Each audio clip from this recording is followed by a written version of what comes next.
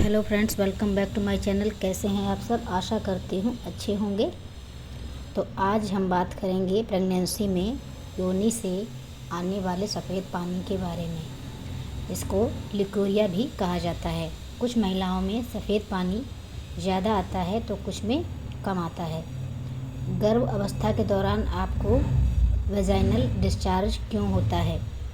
इसका रंग, texture, volume क्या है?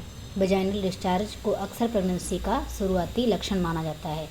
इसके रंग में कुछ बदलाव नॉर्मल होते हैं तो कुछ हमें बताते हैं कि इन्फेक्शन हो सकता है या इन्फेक्शन हो चुका है। गर्भावस्था के दौरान शरीर को कई तरह के बदलावों से गुजरना पड़ता है। गर्भावस्था के दौरान हमारे शरीर में हार्मोनल बदलाव होते हैं। कई महिलाओं को ये पता नहीं होता है कि प्रेगनेंसी में वेजाइनल डिस्चार्ज सही है या गलत है, ये नॉर्मल है या चिंता की बात है। तो सबसे पहले बात करते हैं कि सफ़ेद पानी क्या होता है। तो सफ़ेद पानी जो आपको आता है वो गर्भाशय, ग्रीवा और वेजाइना में सफ़ेद रंग का एक तरल पदार्थ बनता है जो कि शरीर से गंदगी को बाहर निकालने का काम करता है। माना जाता है कि सफ़ेद पानी के जरिए महिलाओं के शरीर से मृत कोशिकाएं यानी डेड सेल्स बाहर निकल जाते हैं। गर्भ अवस्था की तीसरी तिमाही में वेजाइनल डिस्चार्ज बढ़ जाता है, जबकि होता ये पहली तिमाही में भी है और दूसरी में भी। सफ़ेद रंग का गाढ़ा, चिपचिपा और गंधहीन डिस्चार्ज नॉर्मल होता है। यानी कि अगर आपका डिस्चार्ज गाढ़ा है, चिपचिपा है और सफ़ेद रंग का है तो ये नॉर्मल बात है। प्रेगनेंसी में ये आम बात है, ये सबको होता है। किसी को कम होता है तो किसी को ज़्यादा है। प्रेगनेंसी में सफ़ेद पानी आने के कई कारण होते हैं। गर्भावस्था की हर तिमाही में महिलाओं को पानी आता है।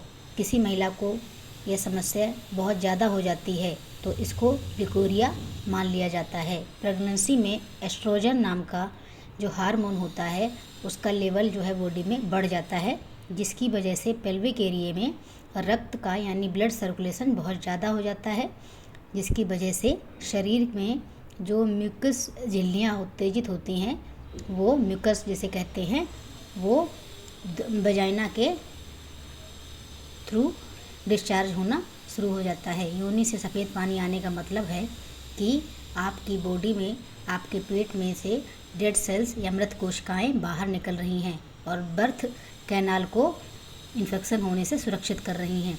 इससे योनि में बैक्टीरियल इन्फेक्शन नहीं फैलता है। सफ़ेद पानी आने पर क्या करना चाहिए? अगर प्रेगनेंसी के दौरान सफ़ेद पानी बहुत ज़्यादा आ रहा है और इसमें बदबू आ रही है तो यह इन्फेक्शन का संकेत है।